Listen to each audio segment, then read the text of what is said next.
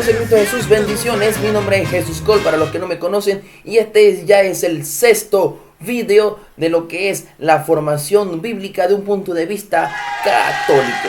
¿Ok? ¿Para qué? Para hacer lo que es la apologética católica. Inteligente. Es decir, en defensa de nuestra fe, porque ya hoy en día existen innumerables iglesias protestantes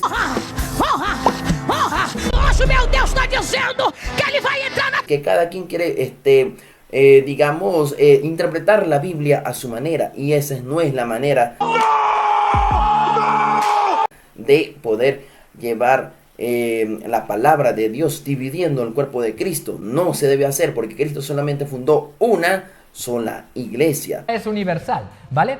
Ok, pero antes de continuar, quiero comenzar con ustedes con esta lectura del libro de Isaías 55, el capítulo 55, versículos del 10 al 11. Dice lo siguiente: como baja la lluvia y la nieve de los cielos, y no vuelve allá sin haber empapado la tierra, sin haberla fecundado y haberla hecho germinar, para que dé la simiente para sembrar y el pan para comer, así será la palabra que salga de mi boca.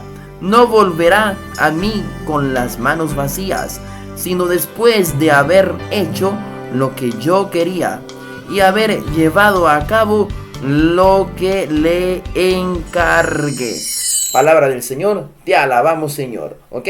Quería empezar con ustedes con esta lectura porque digamos que estos videos sirven para que muchos abran tu entendimiento y de repente, si tienen alguna duda, pues lo puedan entender con más fluidez, ¿ok?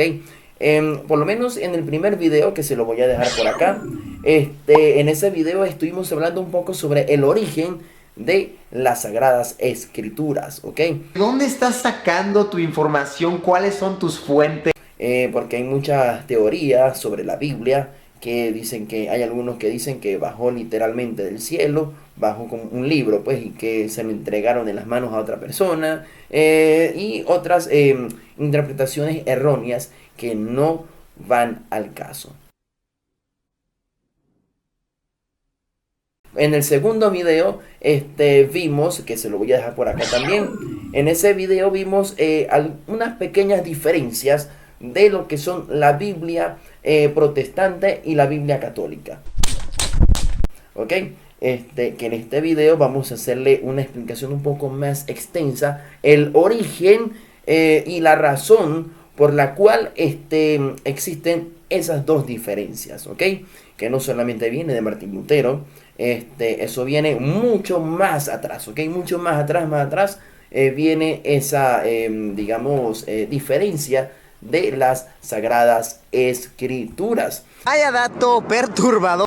También en el tercer video vimos, que se lo voy a dejar por acá también, en ese video estábamos explicando cómo interpretar las Sagradas Escrituras, porque las Sagradas Escrituras no es como un libro común y corriente que cualquiera agarra y lo lee, ¿verdad? No.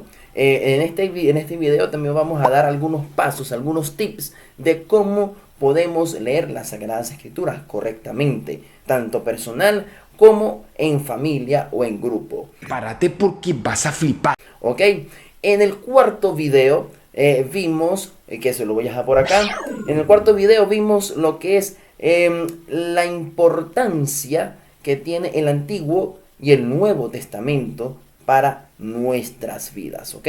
Porque tanto como el Antiguo y el Nuevo Testamento tienen un significado muy importante, juegan un rol bastante importante, y por lo menos sabemos que el Antiguo Testamento no caduca, o sea, porque tenga 1000 años, no más de 1000 años, ¿verdad? Dios, coge mi alma y haz con ella lo que quiera. Son libros de una data muy remota, y entonces esos libros tienen un papel muy importante. ¿Por qué? Porque esos libros, precisamente desde el Génesis hasta el libro de Salmos, es que narra. Todos estos libros lo que hacen es una preparación de la llegada del Mesías, de nuestro Señor Jesucristo, que se cumple ¿en qué? En el Nuevo Testamento. En el Nuevo Testamento, que ya es cuando Cristo hace su aparición acá y deja su misión bien clara, que es fundar solamente una sola iglesia católica, aunque muchos no lo quieran ver así, ¿ok?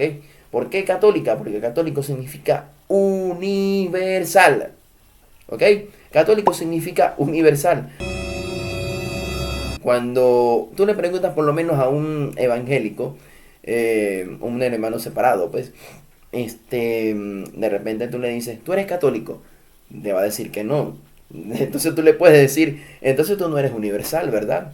Entonces tú enseñas una palabra de Dios que solamente es para algunas personas, ¿verdad? No es universal. Algo así se le puede decir a ellos, ¿verdad? Porque ellos siempre se contradicen. En todas sus enseñanzas, ellos se contradicen. ¿Qué hemos hecho mal? ¿Qué hemos hecho mal? Además, tenemos que, digamos, acotar que las Sagradas Escrituras, ¿verdad? También tienen personajes sumamente importantes que lo podemos ver en el Antiguo Testamento y en el Nuevo Testamento, que más adelante vamos a estar estudiando sobre ellos, ¿ok? Primero tenemos que, como dije en el primer video, tenemos que primero saber de dónde venimos. Tenemos que primero saber de dónde venimos para comprender cómo estamos y ver hacia dónde vamos, ¿ok? Así que tenemos que tener en claro eso antes de por lo menos de querer saber cómo se hace tal cosa, por qué se hace tal cosa, por qué se hace otra cosa, por qué esto, por qué no esto en la Santa Iglesia Católica. Tenemos que tener en cuenta muy claro de dónde viene todo esto. Y para eso tenemos que estudiar las Sagradas Escrituras para empezar, ¿ok? Para poder entender así más a fondo y con un sentido más práctico nuestra fe. Lo primero que hay que decir es que los católicos no adoramos las imágenes, y si alguien lo hace es porque se está desviando de la fe. Y en el quinto video vimos lo que es la importancia de las Sagradas Escrituras, que ese video se los voy a dejar aquí también para que ustedes lo vean. Ahora bien, a lo que venimos. En este video pues vamos a explicar un poco más a fondo lo que es la diferencia entre el canon de Alejandrino y el canon de Palestina. Ustedes dirán, ¿pero qué será eso? El canon alejandrino, pues obviamente la Biblia católica, y el canon palestino, la Biblia protestante. ¡Basta! ¡Cobarde pecador! Ya vamos a explicar algunas diferencias de estos libros, ¿ok? Fíjense, ¿qué significa canon alejandrino? El canon alejandrino significa canon largo, que son los 73 libros incluyendo el Nuevo Testamento, ¿verdad? Y el canon palestino es el canon corto, que solamente contienen los 66 libros incluyendo el Nuevo Testamento. ¡Despertar! Fíjense, el canon alejandrino es solamente aceptado por lo que son nosotros los católicos y los católicos ortodoxos, ¿ok? Y el canon palestino es el canon que es aceptado por los judíos y por los protestantes. In other news. Con la única diferencia que los judíos no tienen el Nuevo Testamento, pero los evangélicos, los hermanos separados, sí tienen el Nuevo Testamento. Al igual que el canon alejandrino, que también incluye el Nuevo Testamento. Es decir, el canon alejandrino consta de 73 libros y el canon palestino 66 libros, que como dije, el canon palestino es el que usan también los hermanos separados. Pero ahora bien, ustedes dirán que eso viene de Martín Lutero solamente. No. Vamos a ver. Esta gran diferencia surge desde mucho tiempo atrás. Estoy hablando, digamos, de una fecha de entre los años de 30 hasta los años 280 antes de Cristo, que fue cuando empezó a surgir, ¿verdad?, lo que es el canon de Alejandrino. Tienes claro qué hacer y qué no hacer. Es decir, lo que conforman los 46 libros del Antiguo Testamento. Pero más adelante, mucho más adelante, cuando ya después de la venida de Cristo, ¿verdad?, los judíos empezaron a ver que la comunidad cristiana empezó a surgir, empezó a surgir y a levantarse de una manera pues incontrolable. Para ellos pues no les gustaba para nada y decidieron hacer su canon palestino, es decir, el canon corto. ¿Por qué? Miren, fíjense esta diferencia, queridos hermanos. ¿Por qué los judíos hicieron eso? ¿Por qué hicieron ese canon palestino? El canon de ellos, que es el Pentateuco, ¿ok? El Pentateuco es, digamos, las leyes de ellos, que consta de los primeros 5 libros de las Sagradas Escrituras, que es la ley de ellos, pues, claramente. Claro, ellos tienen los demás libros, incluyendo el libro de Salmos, pero, ¿qué pasa? Que solamente ellos utilizan más, digamos, lo que es el Pentateuco para su ley, ¿ok? Y mientras que ellos usan el Pentateuco, nosotros usamos lo que es la Septuaginta. La Septuaginta es, pues, precisamente la segunda ley. Es decir, que ahí entran los 7 libros que ellos le quitaron. Es decir, la Biblia protestante o el canon palestino consta solamente de 39 libros en el Antiguo Testamento. ¡Oh, pedacillos de estúpidos! Claro, ellos, como dije anteriormente, los evangélicos pues usan también el Nuevo Testamento, cosa que los judíos no lo usan. Pero los hermanos separados sí usan tanto el Antiguo como el Nuevo Testamento. Ahora bien, vale, hubo un bajón aquí de luz. Supongo que era algo que tenía que pasar. Recordándoles que vivo aquí en Venezuela y esto suele suceder. Así que ya pues por aquí fíjense cómo subió la luz bastante alta. Pero bueno, seguimos seguimos aquí la enseñanza. Fíjense, queridos hermanos, ¿por qué esta diferencia? ¿Por qué surge esta diferencia? Cuando los judíos empezaron a ver, digamos, la creciente, digamos, comunidad cristiana, o sea, lo que es la primera iglesia como tal, ellos decidieron hacer su canon, que es el canon palestino, como dije también anteriormente. Palabras nuevas que expresan nuevos o viejos significados y que tienen una peculiaridad.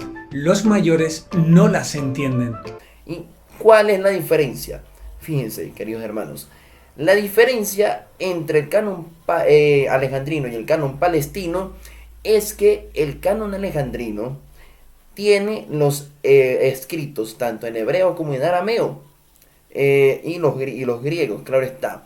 Y el canon palestino obvia toda escritura que tenga que ver con la lengua griega. Ellos solamente aceptan en arameo y en hebreo, ¿ok? No más de verlo ya me dio cosa. Para que ellos pues así sostengan su enseñanza, sus leyes, ¿ok? Y como dije, la Septuaginta es con el libro de Alejandrino, que es la segunda ley, es decir, la ley de la primera iglesia como tal, donde vienen las costumbres y todo lo demás. Ya digamos, uno de los evangelios que no entraron en el Nuevo Testamento es la Didaché, que la Didaché viene siendo como que todos los ritos litúrgicos, todos los ritos que hacían los apóstoles y todos, digamos, los discípulos de los apóstoles, toda la cuestión litúrgica viene desde ahí. Pero no, ese libro no entró en el canon alejandrino como tal, en el Nuevo Testamento. Solamente el Nuevo Testamento contiene lo que son los 27 libros. ¡Hey! ¿Pero qué pasa, chavales? ¿Todo bien? ¿Todo correcto? Y yo que me alegro. Ahora bien, esos libros deuterocanónicos o apócrifos para los hermanos protestantes, ¿verdad? ¿Qué significa apócrifo? Apócrifo significa libro oculto, que de oculto no tiene nada, ¿ok? Porque más bien ellos le quitaron esos 7 libros. Y ellos prácticamente usan también la Torá. No más de verlo ya me dio cosa. La Torá, que es el libro de los judíos. Ustedes dirán, ¿qué significará la Torá? Fíjense, la Torá significa, por lo menos con lo que es Torá, es Pentateuco. ¡Yo por ahí no paso! Ahora bien, queridos hermanos, quiero también explicar para que tengan en claro esto. Acuérdense de Pablo de Tarso, ¿verdad? Que digamos, el apóstol que no fue seleccionado como tal por Cristo estando en vida, pero que cumplió su función de apóstol, y se le considera apóstol por eso, porque fue el que más viajó, el que más predicó. Y digamos que el apóstol Pablo también es algo controversial con las doctrinas protestantes y con la doctrina de la Iglesia Católica, ¿ok? Pero fíjense algo, queridos hermanos. Sabemos que Pablo era griego, ¿verdad? Como persona curiosa que soy, pues oye, me ha dado curiosidad y me he puesto a buscar en Google. Ahora fíjense, ¿por qué estoy diciendo esto? Porque si Pablo de Tarso era griego, ¿verdad? Él hablaba y escribía en griego, ¿verdad? Él hablaba y escribía en griego y como tal, pues, predicaba en griego. Es decir, que él utilizaba la versión de los 70 para predicar las Sagradas Escrituras. La versión de los 70, es decir, el canon alejandrino, que tienen los 7 libros deuterocanónicos que no tienen la Biblia protestante, entre esos el libro de sabiduría. Es que por favor, estos niños, ¿de dónde vienen? Son escritos en griego. Entonces, los hermanos separados siempre dicen que esos libros los agregó la Iglesia Católica. No. Esos libros son escritos por ¿quién? Por precisamente la primera iglesia también. En estado de shock. No sé si ustedes me están entendiendo lo que estoy explicando, que es bastante importante, bastante interesante. Si entendieron el tema o si no lo entendieron, me lo dejan saber en los comentarios, que pues por ahí les estaré digamos explicando un poco más sobre esto, ¿verdad? Pero ahora vamos a remontarnos después de que Cristo fundó la iglesia, después que en el año 382 el Papa Dámaso I hizo la Biblia como tal, o sea, conformó la Biblia. Y esto fue lo que pasó. Y lo declaró como dogma de la Iglesia Católica, ¿ok? Ahora bien, sabemos que Martín Lutero surge, digamos, por allá en los años 1516, 1517. Y aparece un demonio. Que es cuando saca su 95 tesis para, digamos, protestar contra la Iglesia Católica. Que digamos que en cierta medida tuvo razón, sí, porque en ese momento, lamentándolo mucho, pues la Iglesia Católica se desvió un poco, y de repente hay muchas personas que hicieron mucha idolatría, ¿verdad? Porque la idolatría es cuando de repente ustedes toman algo, una imagen, una persona, cualquier cosa, y les dan un poder, una categoría de Dios como tal. Lo primero que hay que decir es que los católicos no adoramos las imágenes, y si alguien lo hace es porque se está desviando de la fe, ¿verdad? Más adelante vamos a estar hablando sobre eso, ¿no? Entonces también Martín Lutero protestó contra el indulto y otras muchas cosas más que más adelante, como les dije, vamos a estar hablando sobre eso, ¿ok? Como le digo, el surgimiento de la Reforma también tuvo sus pros y sus contras. No todo fue tampoco tan malo. Ya sé que llegó tarde, que mucha gente ha dado su opinión sobre este niño, pero bueno, pero también quiero dar la mía. ¿Verdad? Porque a raíz de eso, pues la Iglesia Católica se vio obligada también a que se encaminara más y no se desviara por donde venía, ¿verdad? Entonces, pues tampoco no hay que, digamos, echarle mucha tierra a Martín Lutero por hacer eso, ¿verdad? Pero Martín Lutero era una persona muy arrogante. Bastante conocido y bastante odiado a la vez. Era una persona muy arrogante. Y por ahí hubo una anécdota hay una anécdota que la iglesia le preguntó a Martín Lutero de que quién le dio mandó a alguien para preguntarle que quién le dio esa autoridad para que hiciera esa reforma como tal, o sea, por lo menos para quitarle esos 7 libros de las Sagradas Escrituras. Y él dice que me mandé yo, una cosa así. Era algo muy prepotente. Vamos a citar aquí estos escritos de Martín Lutero, ¿ok? Dice así: la epístola de Santiago, es una epístola llena de paja porque no contiene nada evangélico. A mi parecer, el libro del Apocalipsis no tiene ningún indicio de carácter apostólico o profético. Cada quien puede formar su propio yo juicio de este libro. Personalmente le tengo antipatía y para mí eso es razón para rechazarlos. La palabra que mejor define a este niño es pesado, y ahora veréis por qué. Pero pesado en plan, vete de aquí ya, trozo de mugre, vete. Así es, hermanos, ese era Martín Lutero, refiriéndose sobre todo que también quería quitar lo que son las epístolas de Santiago, pero lo dejó. Al igual que también pues quería quitar el libro del Apocalipsis. Ojo, Martín Lutero no le quitó como tal, o sea, no desterró del todo esos libros deuterocanónicos, sino los puso, digamos, como una especie de apéndice, es decir, los puso como de último de las Sagradas Escrituras. Es decir, como después del libro del Apocalipsis para allá, lo colocó así. Pero no fue sino hasta el año 1825 que los jefes de aquel entonces, de todas las iglesias evangélicas que existían para aquel entonces, decidieron quitarle de raíz esos 7 libros para fundar y no tener complicaciones sus doctrinas al momento de predicar.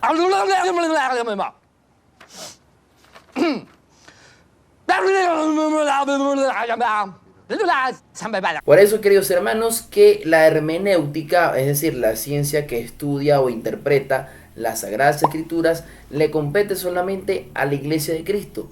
¿Por qué? Como dije anteriormente, todas estas iglesias evangélicas, todas dicen tener la verdad. Todas dicen tener la verdad, porque tienen las Sagradas Escrituras.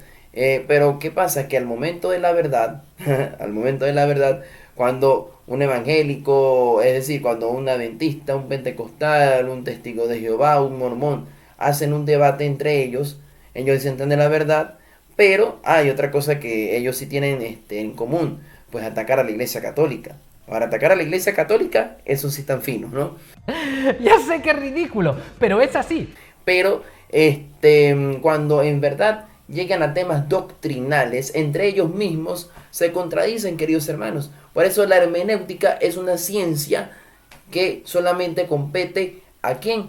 A la Iglesia Católica, a la Iglesia de Cristo, a la Iglesia de nuestro Señor Jesucristo. Así que vamos a citar aquí esta cita del Dave Vermont del numeral número 12. Dice lo siguiente: Dios habla en la Escritura por medio de hombres, en lenguaje humano.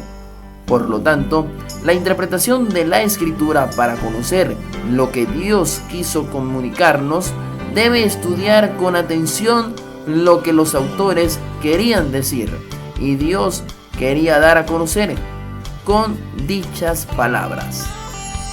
Como ya dije, queridos hermanos, la Sagrada Escritura, eso lo dije al principio, que la Sagrada Escritura es un libro escrito por hombres, claro está, pero esos hombres inspirados por el Espíritu Santo, ¿verdad? Y también pues esos hombres cuando escribieron, pues escribieron a partir de sus limitaciones como tal, de su limitación humana, ¿no?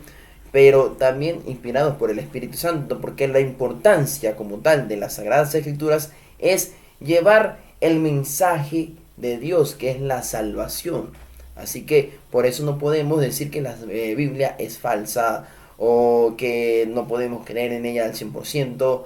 No, lo que no podemos hacer es interpretar las Sagradas Escrituras literalmente, porque eso es muy peligroso. Cuando las Sagradas Escrituras se interpreta tan literalmente las cosas, ¿no? Y entonces eso es en algunos errores que también caen los hermanos separados. Ya no sé qué hacer, cuál de ellos amparme. Antes de leer las Sagradas Escrituras tenemos que, como dije en el primer video, o como lo he estado diciendo en reiteradas ocasiones, que para leerla, primero uno tiene que estar en sintonía con Dios, ¿verdad? Entrar en una oración para así pedirle iluminación al Espíritu Santo. Digamos que la oración puede ser de dos maneras. Puede ser escogida una oración que de repente les gustó y quieren hacerla para así pedir la iluminación, ¿verdad? O sea, una oración prefabricada ya como tal, o simple y llanamente ustedes desde su corazón lo pueden hacer. Ejemplo, como Samuel le habló a Dios, que decía: habla, Señor, que tu siervo escucha. Así de simple. Pero si quieren ustedes por lo menos algunas oraciones, vamos aquí a leer algunas oraciones bastante buenas que se los recomiendo también, para que así ustedes vayan familiarizándose más con la oración y la lectura bíblica. Vamos a leer, a citar esta oración, ¿ok? Dice así: Señor, creo que en las sagradas escrituras que voy a leer se contiene tu santa palabra.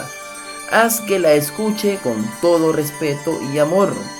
Ilumina mi mente para que por medio de ella conozca tu santa voluntad.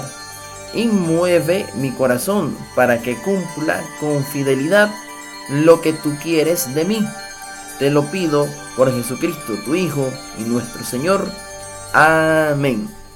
Además, también cuando hacemos la lectura, ¿verdad? Antes de abrir la lectura y hacer la oración, tenemos que tener bien claro que el que puede abrir los sellos de las Sagradas Escrituras solamente la hace nuestro Señor Jesucristo. ¿Los sellos de qué? Los sellos de por lo menos de el entendimiento, pues, o sea, para uno ser también humilde, acoger las Sagradas Escrituras con humildad, sobre todo con humildad, no con soberbia, ¿ok? Además, queridos hermanos, cuando se leen las Sagradas Escrituras, ¿verdad? Durante la lectura bíblica, nosotros no podemos hacerla de una manera corriendo, ¿verdad? O sea, algo así como que leer así como al caletre, como quien dice por ahí.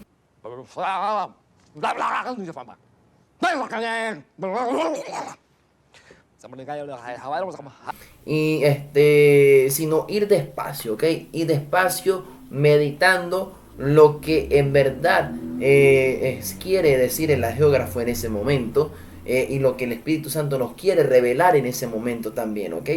O sea, leerla detenidamente, pausadamente, asiduamente, ¿ok? Así que esa es la mejor manera de interpretar de leer las Sagradas Escrituras.